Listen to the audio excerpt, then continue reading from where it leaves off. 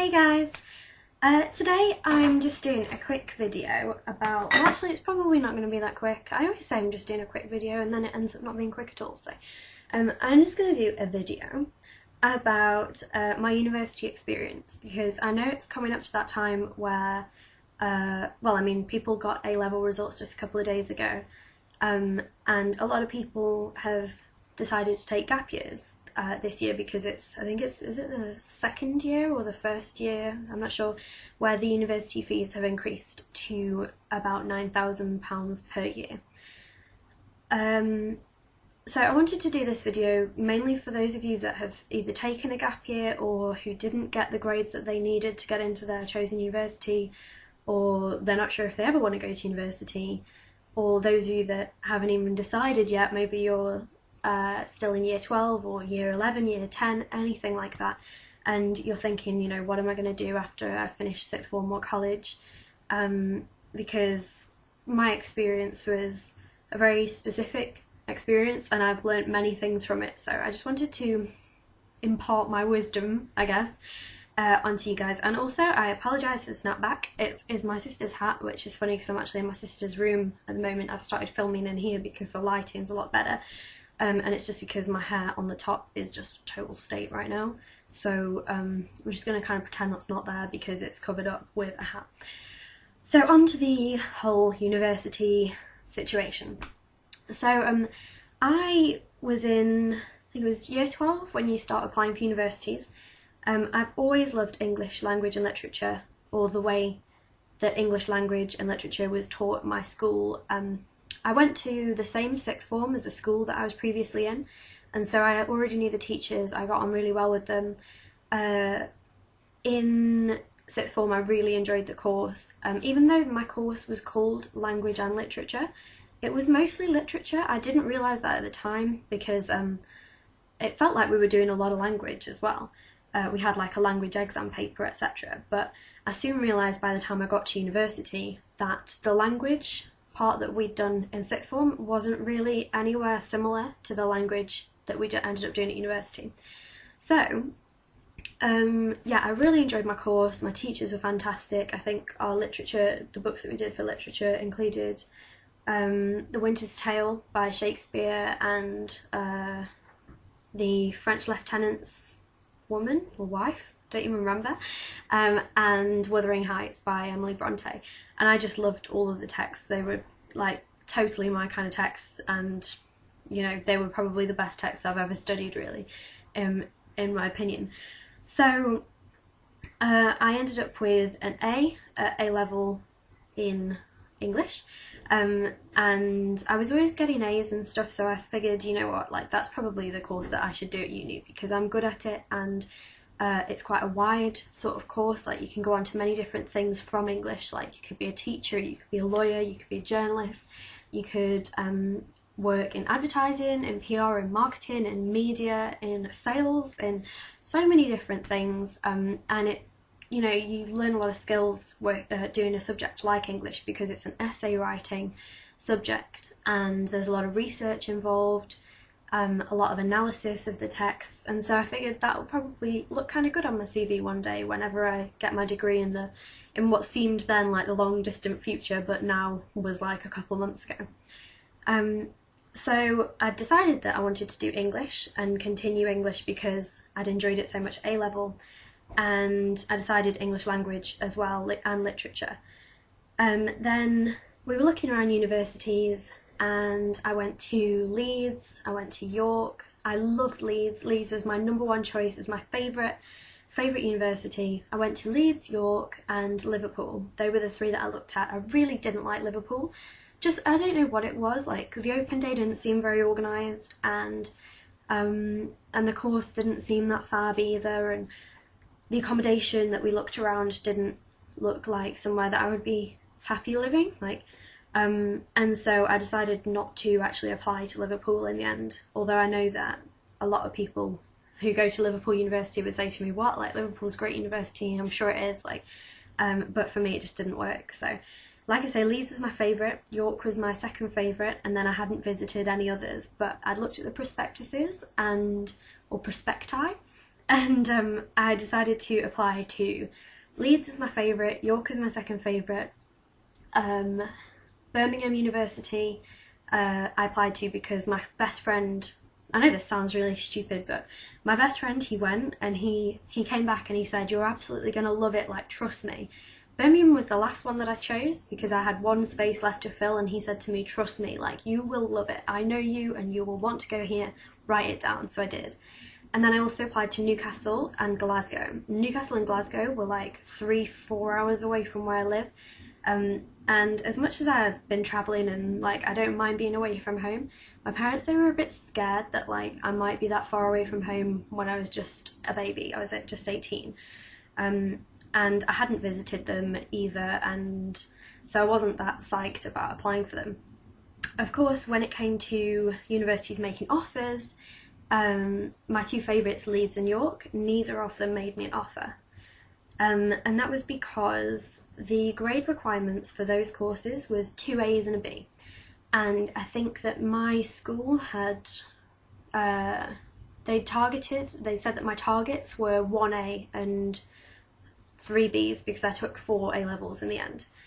And I don't know where they came up with that, why they decided that those would be my target grades, because that's definitely below what I was working at.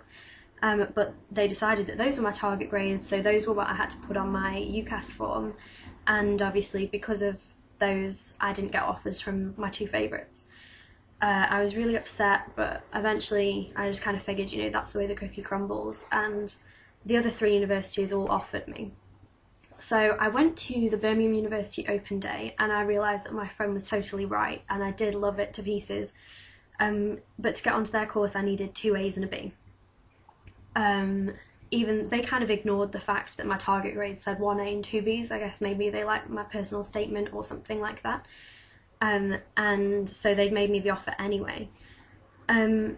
As it turns out, on A-level results day, I ended up with 3 A's and a B, which was fantastic. I was really excited to go to Birmingham University, and off I went.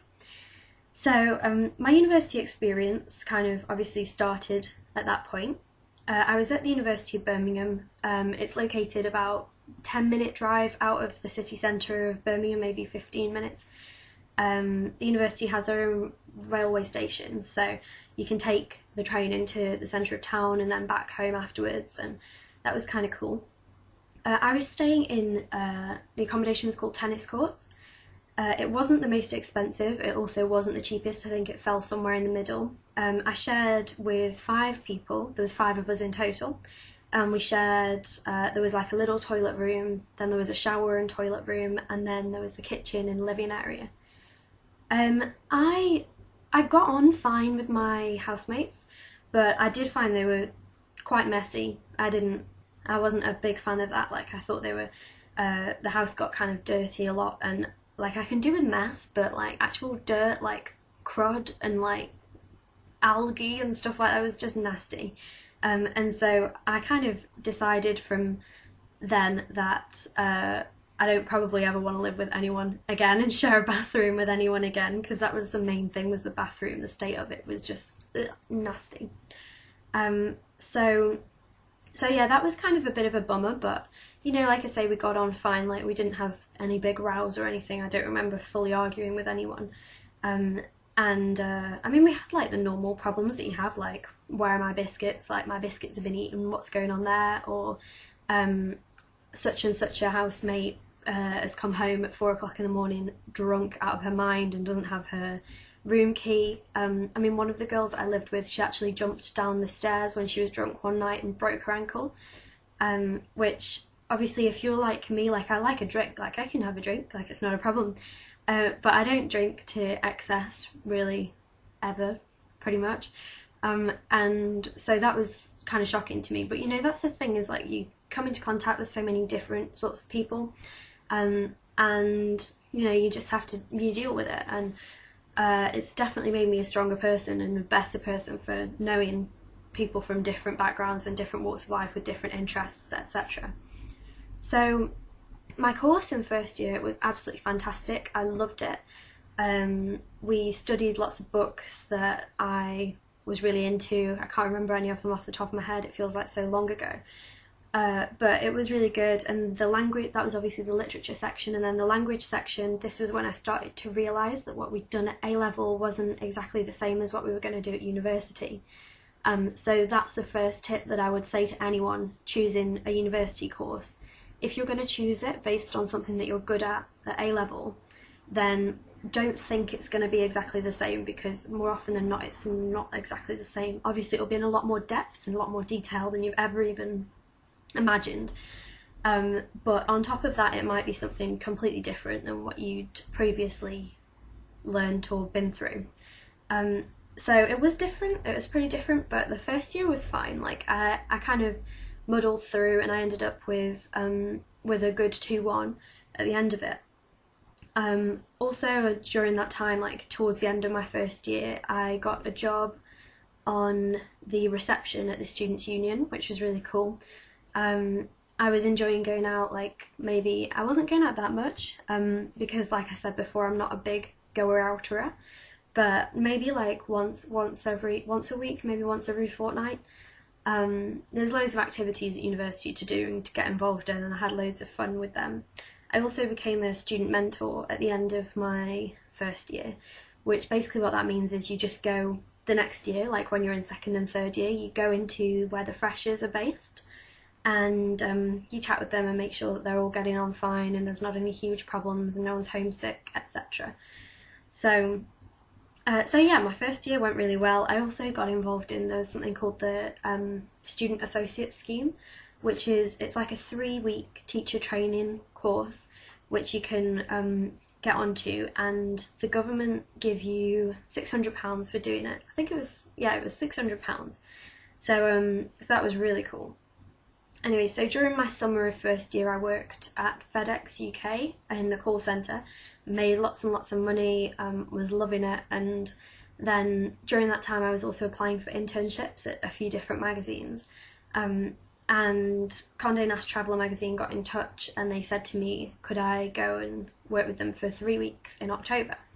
So in October, because of the course that I do, we get a kind of a half-term week. We get one in October and one in kind of, I think it was February time. And so I knew I already had 1 week off, but then I also took another 2 weeks off, just took them off uni, because I thought, you know, like, I'm at university and I'm studying for this kind of job. Like, this is the kind of job that I want.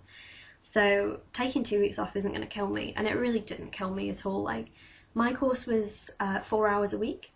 In second and third year, it was 6 hours a week in first year.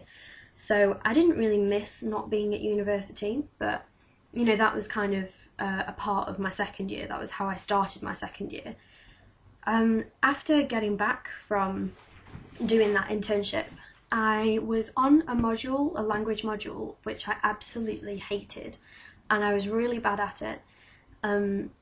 It was almost kind of like maths, like, which sounds really weird because it was language, but the way that it worked out, it was a lot of like collecting data and inputting data and working out results and tests and experiments and all sorts of stuff like that. And it felt really mathsy and sciencey, and I've always hated it. I've always hated those subjects, like, and that was not what I'd expected when I chose to do language and literature.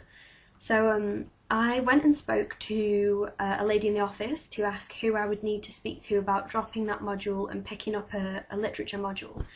And she said to me, oh, you know, things are just going to be a lot easier for you and us if you just stick at it. Like, it can't be that hard, just do it. It's going to be a lot of effort if you want to change. And because she'd made it out to be such a big effort, like, I decided to just leave it. And that was like my biggest mistake during my university career, basically. Because that meant that I had this module that counted for quite a big percentage, and I don't remember how much, and it was a module that I just hated and I was really bad at. And I should have gone and spoken to someone higher up, but she kind of put me off. So I decided to stick at it, which meant that because I was hating that so much, I felt like I was constantly looking for something that I enjoyed doing. So I'm going to go on to it in a minute, but I'm just going to cut this off and take it into a part 2 video. So bear with me and look out for part 2.